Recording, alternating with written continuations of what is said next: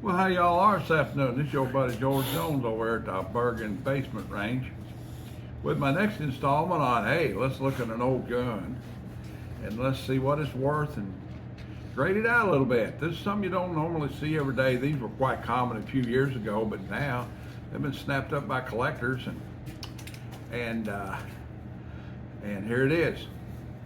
This is a 1911 A1 45 caliber semi-automatic pistol. This one is manufactured by Juristico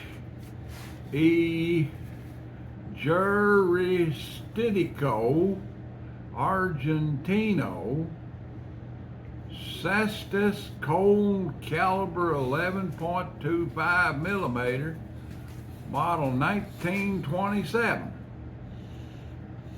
This is a Colt Systema, or Colt system gun. Colt actually took tooling in the 20s and in the 1920s to Argentina and set up shop and started manufacturing handguns for the Argentine and some other governments. You know, I guess they thought it was cheaper than shipping them down there. And after a while, the Argentine government seized Colt's property and sent them packing and continued to make the guns all the way up into the 30s. It's a standard 1911 in every way. And it's a very nicely made 1911 A1. Hammer, beaver tail, safety, you know, double diamond, skip checkered grips. Just a beautiful, beautiful version of the 1911. And now they have kind of an interesting past. The OSS purchased a bunch of these things from the Argentine government back in the day during World War II because they were sterile to the United States. They didn't have any American markings on them whatsoever. You know, and if you wanted to have a weapon that was found in an area and you didn't want direct connection to the United States government, you know, this would be a good gun to be found for whatever reason. I'm pretty sure by 1942 the German government knew that the U.S. government was their enemy, and I don't think there was a need for that. But you know, after getting kicked out of North Africa, I'm pretty sure they knew the Americans were their enemy. But anyway, it's a very nice example of a 1911 A1 pistol. This one's a very tight, nicely done. I think it's been reblued and reblued correctly because the bluing on it is a lot nicer than other examples of Colt Systemas that I've seen in the past. It's an all right gun.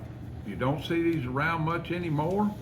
If you do see them, they're in private hands in a collector's hoard. At one time, you could buy this gun for 2 fingers, maybe 2 1/4 fingers, you know.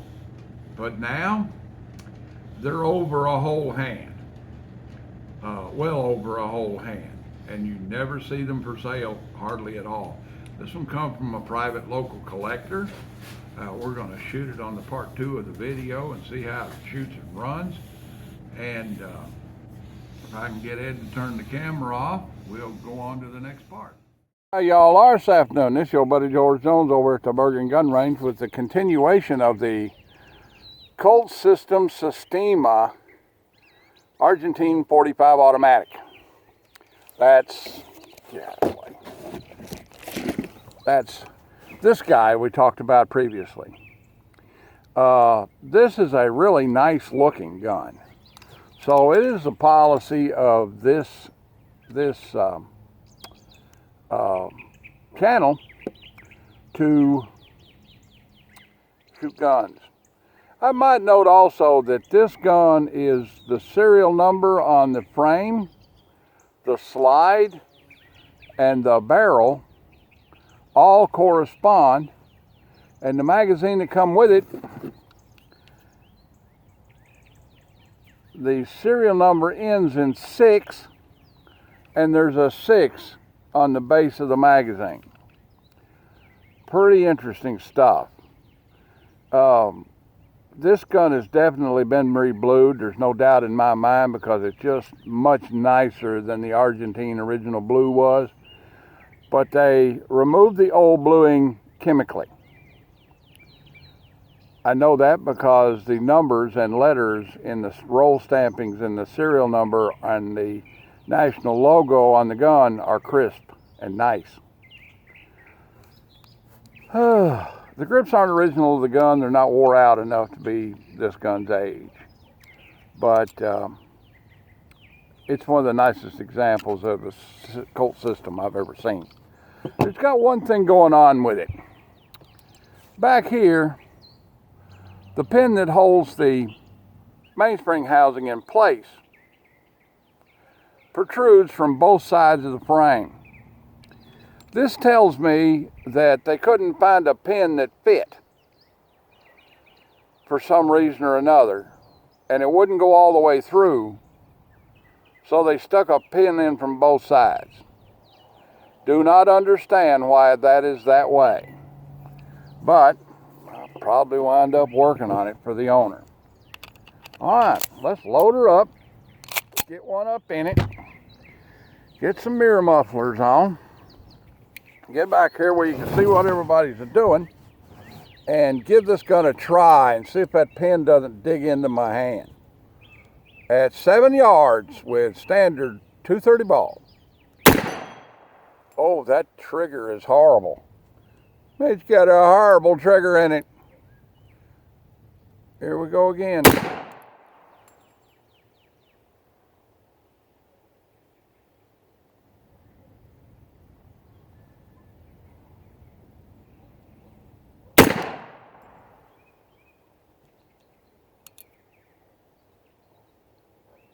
I can see a 45 hole from here, but I can't see a 45 hole from here. Got a pretty horrible trigger on it. Starting to get used to it. Front sight looks like it's slightly bent to the right. Man, it is. I didn't notice that until just now. The front sight on this thing is really badly bent, and the rear sight notch is nowhere near in line. I have no idea how this gun's shooting, and it's got a horrible trigger in it.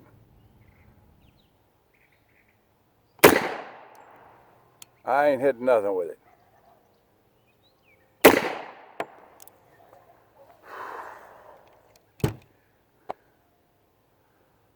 That's kind of sad.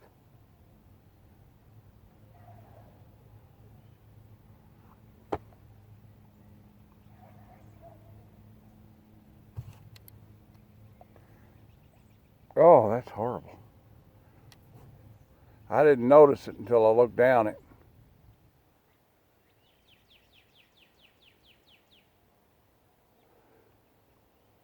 The front side is bent to the right, and the rear side is all centered to the right.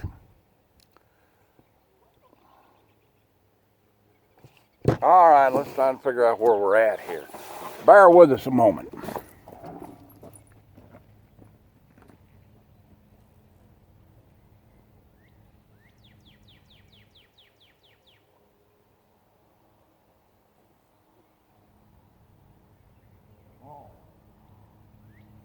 Oh yeah.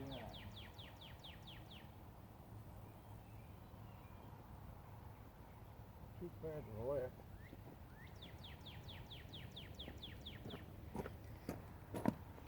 All right. It's too slow and real bad to the left. So at 7 yards, I'll give anything a second chance. Beautiful gun. Won't work too good. It's a beautiful gun.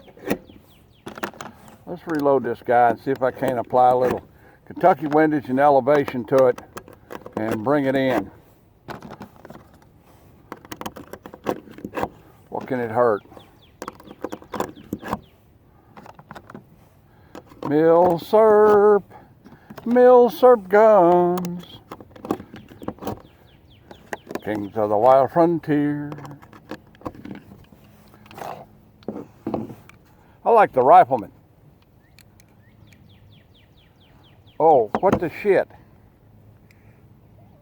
Oh. What the hell, man?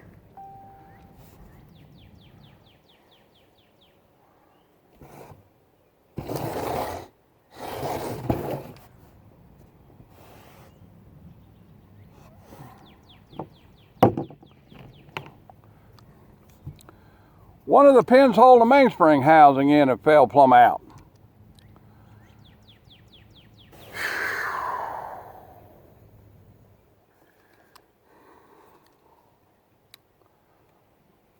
The other one has been pounded on so hard it's bent.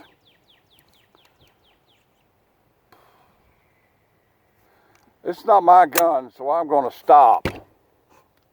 Well, the bent and off-centered sights have resulted in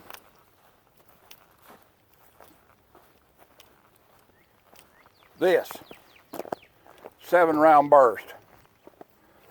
1, 2, 3, 4, 5, 6, 7 at 7 yards. So, you know, if it's shot consistently, they'd all be down there off the center someplace in kind of a little group. But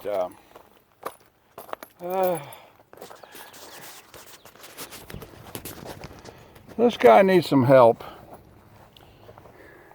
It looks so nice, you know. We were reviewing it and shooting it. It looks so nice, but it's got trouble. It's got problems. The trigger is atrocious.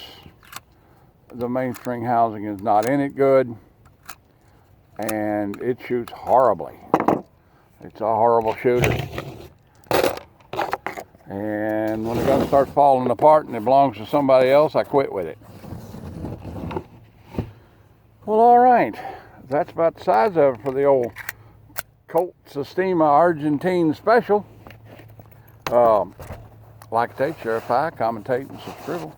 Leave me a little dollar in the Patreon bucket if you don't. If you don't, well, I'll keep right on making content for you. Be kind to everyone you meet, but have a plan. Join the NRA. USCCA don't have a lobby, see? Lobbyist is what's keeping our guns in our houses.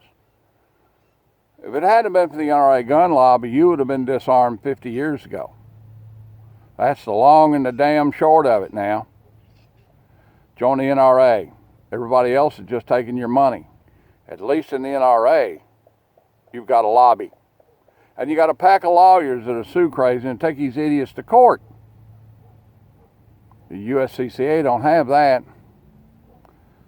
I don't know where their money's going. You give them money, I don't know where it's going. Slick Magazine, you know, you can buy insurance from the NRA, you know, a lot cheaper too. All right then, God bless us each and every one, and God bless America. We'll see you when we see you.